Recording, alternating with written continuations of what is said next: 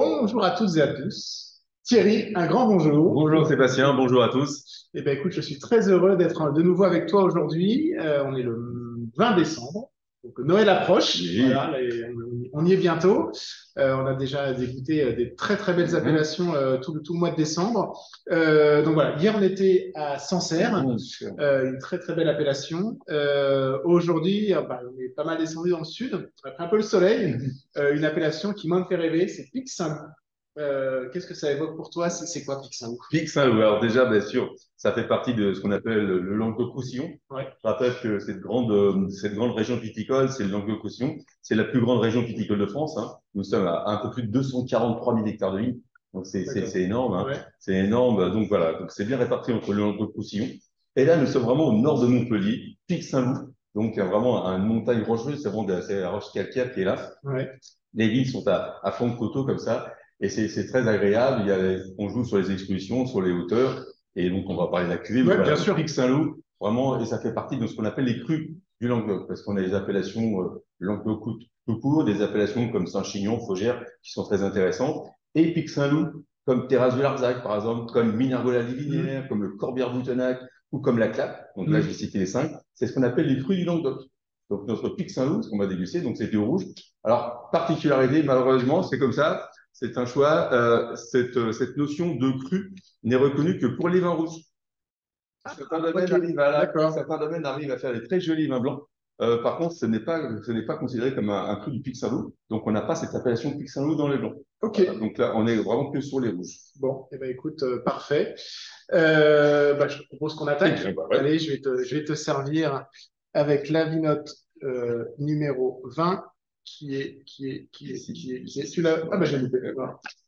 T'as l'œil, t'as l'œil, t'as l'œil. Pour le vin, oui. Voilà. La vinote du jour, le numéro 20, hop, le petit QR code que vous pouvez flasher pour avoir plein d'informations sur le vin. Pareil, à chaque fois, vous allez pouvoir retrouver des informations sur l'appellation, sur le domaine, des accords également, des petits conseils de dégustation, des très belles fiches qu'on a rédigées avec Thierry. Encore merci à Ouais. toi. Moi, je suis Oui, déjà déjà servi, servi. bien sûr. Donc, Pixano, cette cuvée-là, donc c'est la cuvée spéciale. C'est une union de caves coopératives qui travaillent très bien, qui sont Mhm. dans le Languedoc. On a dégusté cette cuvée un peu à l'aveugle. Bon, elle est sortie de façon Ouais. unanime, hein, donc on était tous contents. Donc, c'est un Pixano du millésime 2020, hein, de tête comme ça, c'est Oui, ça, c'est hein. C'est ça. un 2020. 19, C'est un 19. 19. Donc, millésime assez riche, assez solaire dans la région. Elle est composée de 70% donc de Syrah, 20% de cépages Grenache noir et 10% de cépages Mourvèdre. Donc voilà, on D'accord. a vraiment cet équilibre entre c'est la Syrah qui domine, et ça, Mhm. c'est une caractéristique de l'appellation Pic Saint-Loup. Et donc, en fait, chaque cépage va apporter quelque chose au Absolument. vin et ensuite, au moment de la C'est vinification, exactement.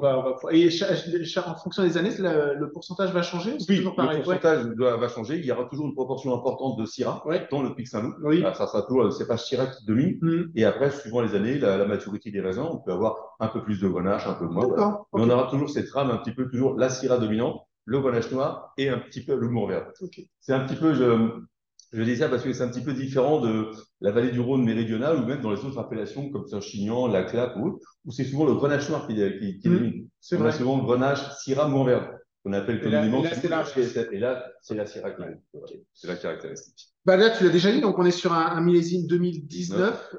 Il avait quelque chose de particulier, ce millésime? Bah, c'est comme partout en France, hein, 18, 19, 20 sont les usines très riches. Mhm. Donc, on est quand même sur un alcool quand même qui est présent.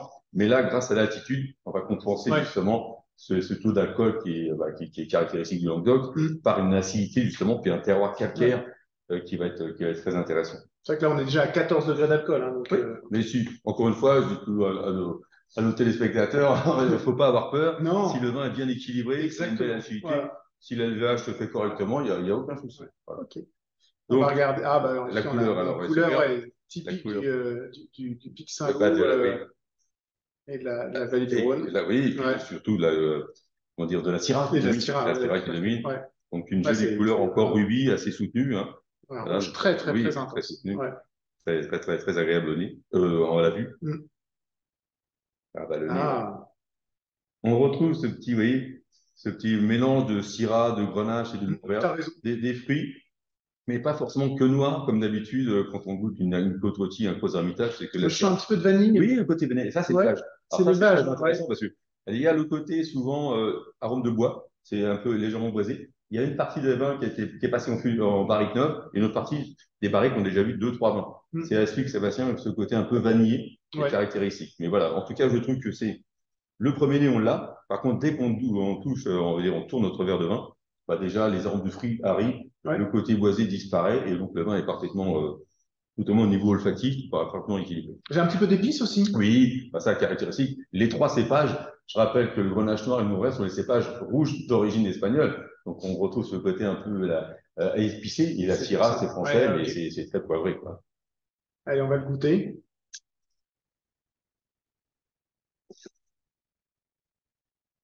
Mm.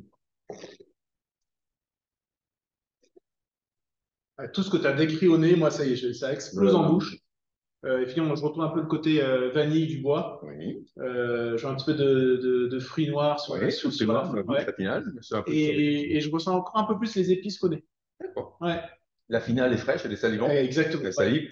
Je retrouve un petit peu encore caractéristique le côté réglisse, que je suis Oui, assez tu as raison. sensible. Ouais. Ça me rappelle mon enfance, c'est pour ça certainement que je suis assez sensible. Alors, pas sur tous les vins, bien sûr, Ouais.